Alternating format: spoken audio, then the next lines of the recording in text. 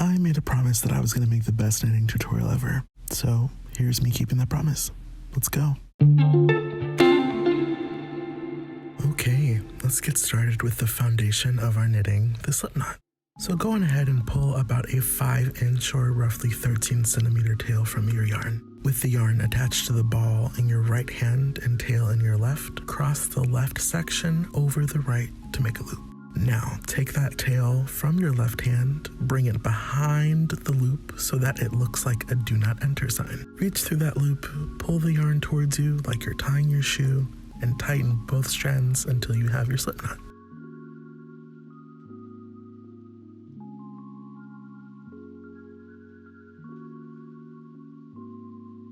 With your needle in your right hand, slide the slip knot onto your needle and tighten it just enough to where it can glide on the needle with little resistance. With your left hand, grab the yarn in your fingers and give me a thumbs up. Your thumb is going to be the most important tool for the cast on because it scoops the yarn to make the stitches. Take your thumb, go over the yarn, and scoop it towards you as if you were drawing the letter J from the bottom up. When you put all this together, it is going to look like you're giving me a thumbs up. So let's do that all together. Now, with your needle in your right hand, I want you to place the tip of the needle at the base of your thumb and slide it up under the strand that is closest to you, like this.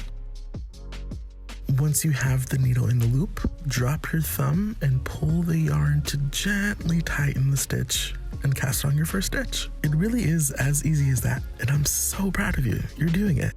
Let's do that a couple more times to be comfortable with the motion of casting on. So grab, thumbs up, thumb over, scoop it towards you, insert the needle, and drop the thumb. I currently have 5 stitches, but let's cast on until we both have 10 on our needle together.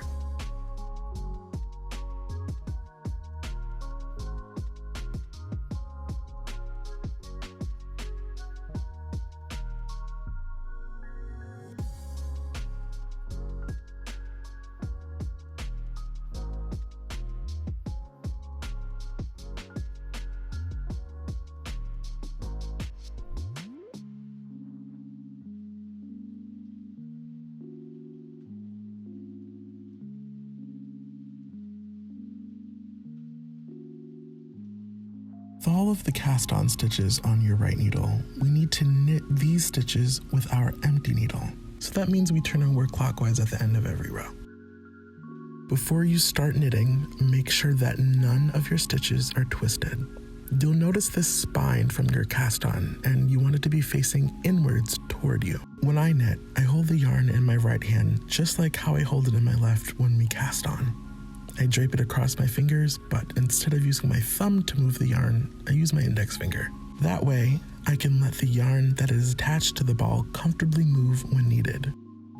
To knit your first stitch, notice how there is a big back leg and a front leg. Insert your working needle through the front leg of the stitch behind the left needle like this. Take your yarn, wrap it behind the right needle, and counterclockwise around to the front. Pull the needle back through the old stitch and slide the cast-on stitch off of the left needle. Take a deep breath. I know that probably looked a little tricky, but knitting is like sneaking a friend into your house, so think of it like this. You walk to the front door, have your friend walk around the side of the house and sneak in the back. Bring them in, and then latch the door. Again, go through the front door, sneak them in through the back, bring them in, and latch the door. As for this strand that you see between stitches, don't worry about that at all. It's just slack from the cast on row, and it will tighten up as you continue to knit more rows. Let me zoom in so you can see the stitches better. Put your needle under the front leg and behind the back needle. Wrap the yarn like you've been doing, and bring the needle through the little window from the old stitch and slide the old off the needle.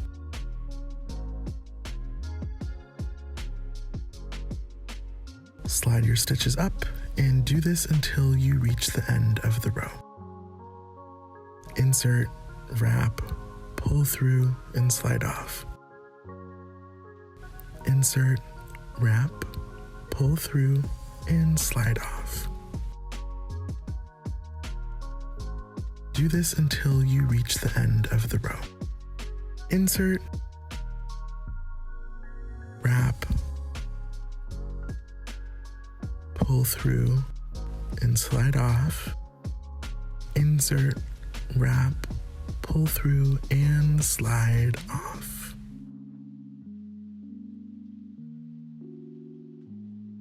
After you knit your last stitch, your left needle will be empty, which means that it's time to turn your work again. The empty working needle should now be in your right hand again, and we can begin knitting our brand new row. By now, you should be getting more comfortable with the motions, but if not, that's what practice is for. It's okay. Insert your needle through the front leg of the stitch behind the left needle. Wrap your yarn counterclockwise around your right working needle. Pull the working needle through and slide the old stitch off the left needle. You're going to keep doing this until the end of the row. I am going to finish knitting a couple more rows off camera so I can show you what your work should look like and how to finish once you feel like you've done enough practice.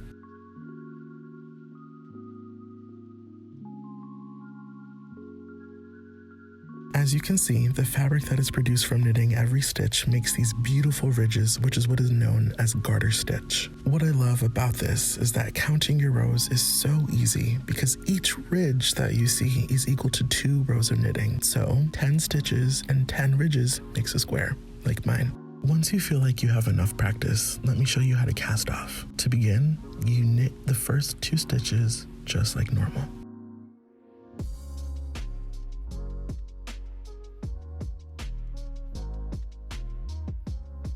After the second stitch, you are going to want to take the left needle, insert it into the stitch on the bottom, and bring it up and over the stitch on top. I know this might feel strange and can be a bit tricky, but you'll get used to it. It will help you a ton if you make a conscious effort to do this a little bit more loosely so that it isn't too difficult to bring the stitches over each other. Sometimes I have difficulty with this too, so don't sweat it if it takes you a little bit of practice. It's your first time. If a stitch accidentally pops off, that's okay. Just put it back on the needle and keep going. If you would like me to make a video on how to fix some common mistakes while knitting, comment down below. I'd be more than happy to make one for you all. Knit 1 stitch, take your left needle, bring the stitch on the bottom up and over the stitch on top. Once you have 1 stitch left on your needle, you're nearly done. Grab a pair of scissors and pull up a loop about 1 inch or a couple centimeters tall. Cut the yarn from your ball and pull it through this loop to finish your practice piece. Tighten it and you're done.